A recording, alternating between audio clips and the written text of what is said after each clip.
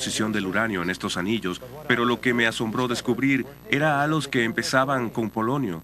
No había evidencia de uranio padre que las produjera. Eso nunca sucede. Se supone que el polonio ocurre en la naturaleza como parte de la cadena de descomposición del uranio. Es uno de los últimos pasos antes de que ese elemento se convierta en plomo.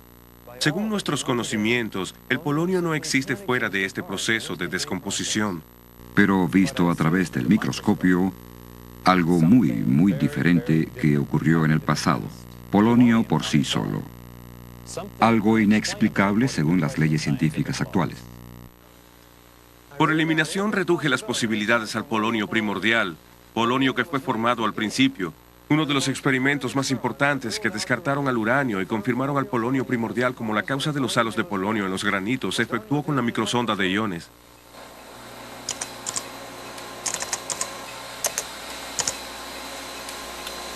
La microsonda de iones utiliza un fino rayo de iones para sondear o analizar fragmentos microscópicos de materia. El experimento se programó para que el rayo de iones impactara directamente en el centro del halo, deshaciéndolo átomo por átomo para su posterior análisis por un espectrómetro magnético. Fue analizado un número considerable de halos de polonio 218 usando la microsonda de iones. Los resultados fueron positivos e inequívocos. Los núcleos de halo de polonio 218 contenían plomo 206, un derivado de la descomposición del polonio 218 sin el uranio correspondiente hallado en los halos de uranio. Estos resultados confirman que los halos de polonio en los granitos provienen del polonio primordial. Estos halos no solo indican que los granitos en los que se encontraron fueron formados casi instantáneamente, indican también que el proceso en cuestión era notablemente diferente al que observamos en la actualidad. Esto nos lleva a las profundas implicaciones de los descubrimientos del Dr. Gentry. Si los ritmos de descomposición radioactiva no han sido constantes, los métodos convencionales para calcular la edad de la Tierra no funcionan. Simplemente no dan resultado. Los radiohalos de polonio demuestran que, cuando fueron formados estos granitos, había un proceso diferente en funcionamiento. He aquí evidencia clara que invalida el principio uniformitario. La ley natural no lo puede explicar todo, como los halos de polonio, y los milagros de Dios existen, como la creación instantánea de granito. La teoría uniformitaria era el adhesivo que consolidaba la teoría de la evolución. El descubrimiento del Dr. Gentry disuelve ese adhesivo. La evidencia de los radiohalos de polonio contradice totalmente el principio uniformitario y se alza como amenaza contra todo el entramado evolucionista en el que han invertido arduamente los científicos durante un siglo y medio. Seamos francos. Los halos de polonio y el principio uniformitario no pueden existir en un mismo universo. Debe ser uno o el otro. Así que, ¿cuál ha sido la reacción de la comunidad científica a esta evidencia? La primera reacción de muchos científicos que han pasado su vida sobre la estructura evolucionista es intentar barrer a un lado la evidencia de los halos. Por lo general, lo ven como un diminuto misterio que se tiene que sopesar contra toda la evidencia a favor de la evolución y a favor de una constante descomposición radioactiva. Dr. Bruce Holman, profesor de química en la Universidad Luterana de Wisconsin. Cualquier planteamiento sobre la formación de la Tierra debe explicar cómo los halos de polonio fueron formados en el granito. Si se piensa que la Tierra se estuvo enfriando durante millones de años, hay una contradicción, no importa cómo se mire. Pero se puede explicar fácilmente si creemos que la Tierra fue creada por Dios de la manera que lo describe la Biblia. El Dr. Gentry ha publicado literatura científica y sobre diferentes temas durante muchos años. Sus hallazgos sobre los halos de polonio han estado en tratados científicos durante 25 años y no pudieron ser refutados en el juicio de Arkansas. Lo que más me sorprende es la falta de disposición de la comunidad científica de poner su labor en el centro de la discusión científica en un país que se enorgullece de la libertad de investigación y de expresión. El Dr. Gentry merece la oportunidad de compartir completamente sus resultados, sus descubrimientos y su explicación de ellos. ¿Por qué no ha traído la comunidad científica esta evidencia al centro de la discusión?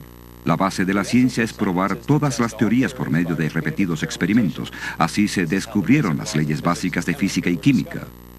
Es así como se obtuvieron los resultados del Dr. Gentry. Si está equivocado, ¿por qué no responden los evolucionistas publicando sus averiguaciones en los escritos que editaron sus informes?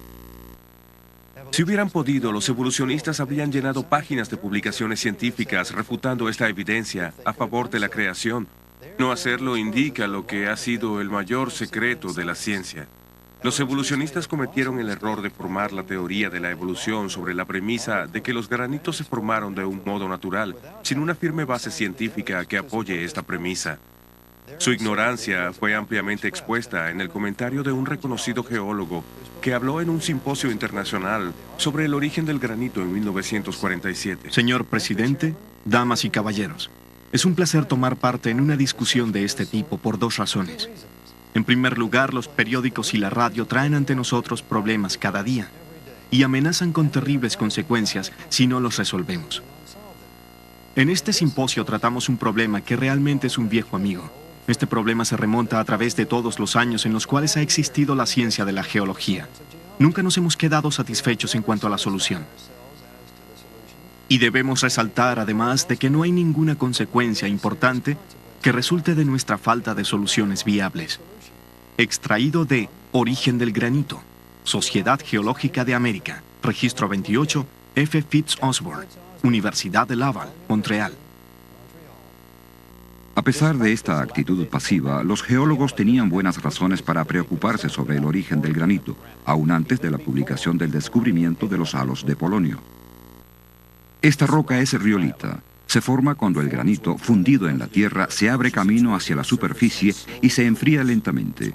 Sus cristales son casi microscópicos y de color claro. En contraste, el granito posee minerales oscuros que contienen los halos de polonio y sus cristales son mucho más grandes.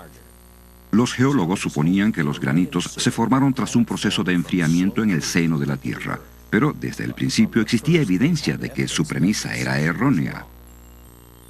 Esta riolita se formó a una profundidad de 500 metros con enfriamiento lento. Solo muestra unos diminutos cristales, no es granito. Los geólogos concluyeron que los granitos se formaron a mayor profundidad. En los años 60, los geólogos fundieron pequeños trozos de granito y los enfriaron lentamente en condiciones y a temperaturas existentes en las profundidades de la Tierra. Esta es una roca producida en esos experimentos. Solo tiene diminutos cristales, igual que la riolita. No son cristales grandes, ni tampoco oscuros. Sencillamente no es granito. Los halos de polonio indican que los granitos fueron formados por creación, no por procesos naturales. Los granitos contienen la firma de la creación. Las riolitas y rocas formadas en el laboratorio no. Es así de sencillo. A pesar de estos hechos, en el 87 los geólogos aún trataban el origen del granito como en el 47, cuando se le denominó un viejo amigo. El simposio de 1987 concluyó con este lamento. Como fue ampliamente documentado por la discusión en esta reunión, aún se debaten muchos asuntos antiguos. Espero sinceramente que dentro de 100 años no sigamos debatiendo el origen de los granitos. Profesor W.S. Fife, Departamento de Geología, Universidad de Ontario Occidental, Canadá. Pero 4 años más tarde, los geólogos en el segundo simposio de Houghton en 1991 sobre el origen de los granitos y rocas relacionadas se fueron con las esperanzas incumplidas, pues se seguían debatiendo las mismas viejas preguntas. El geólogo Dr. Andrew Snelling de la Fundación de Ciencia Creacionista de Australia ha revisado la evidencia del origen de los granitos y está considerando las posibilidades de su creación. Para responder el cuestionamiento de origen de los granitos y para comprobar si la sabiduría convencional es la explicación correcta, debemos examinar las relaciones de los granitos en el campo, cuánto granito hay y cuánto hay en relación a las otras rocas. Y aquí, por ejemplo, en el sur de California, en las cordilleras donde estos granitos están expuestos en extensiones de cientos de kilómetros cuadrados, podemos observar ciertas relaciones algo extrañas que la sabiduría convencional no parece capaz de explicar. Por ejemplo, vemos como aquí en estas rocas se pueden ver algo así como bloques y manchas oscuras que están claramente delineados. Se distinguen claramente frente al granito normal. Y en otros lugares podemos ver lo que parece ser un material venoso y ligero. Y esto nos plantea la cuestión sobre si no ha habido tal vez 2 o incluso 3 fundiciones de diferentes composiciones. También plantean la siguiente pregunta: ¿cómo puede explicar la sabiduría convencional fundiciones como estas, que yacen una al lado de la otra con rocas como estas que son tan diferentes entre sí y no mezclarse? Esto nos conduce a la siguiente pregunta: ¿hay alguna otra explicación posible para el origen de estas rocas, estos granitos? Creo que existe otra explicación. Verán, cuando observamos estas y vemos estas relaciones que hemos discutido aquí, tenemos que hacernos esta pregunta: ¿podrían estas rocas formarse rápidamente? De repente, después de todo, no ha habido tiempo para la mezcla. Tal vez no, hubo calor involucrado, lo cual explicaría el que no haya ocurrido una mezcla. Esto trae a mi mente la posibilidad de lo que dice la Biblia, que dice que Dios creó rocas en el principio. ¿Podrían estas ser las rocas que Dios creó? La Biblia dice que en el principio Dios creó el mundo. Él creó la tierra. Significa que habría creado las rocas. ¿Podrían estas rocas, estos granitos, haber tenido un origen repentino creado por Dios? En este contexto es importante, por lo tanto, no solo que podamos apreciar las relaciones de campo, además podemos observar estas rocas bajo el microscopio. Pues en el mundo microscópico, observando estas rocas, debemos recordar que existe evidencia allí desde hace mucho tiempo de partículas radioactivas en estas rocas que sugieren enfáticamente que estas rocas son obra de Dios. La huella delatora de esa radioactividad que aparece de la nada durante unos instantes, dejando su marca en el duro granito, nos habla de una creación instantánea como las burbujas efervescentes en el agua.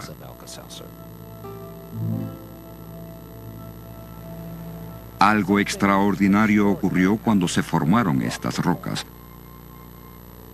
Algo que desafía las leyes de la física que actualmente observamos. La evidencia fue capturada en el granito y vemos con un microscopio el pequeño misterio de la creación, los halos de polonio. Son un misterio solo para los que están decididos a apegarse a su teoría de una Tierra de miles de millones de años.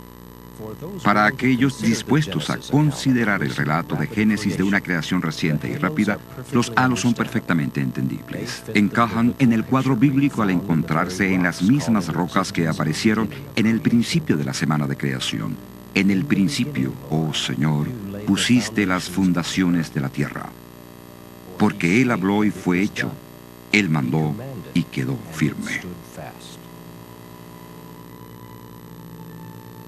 Los halos de polonio ofrecen firme evidencia de que las rocas fundacionales de la Tierra, los granitos, fueron creadas casi al instante. Para el doctor Robert Gentry, los pálidos anillos son casi como las huellas de Dios, la firma de la creación.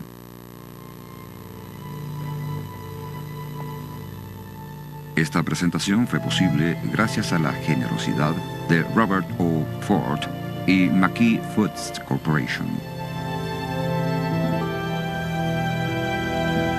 Producido por el Centro Adventista de Medios para Alpha Productions.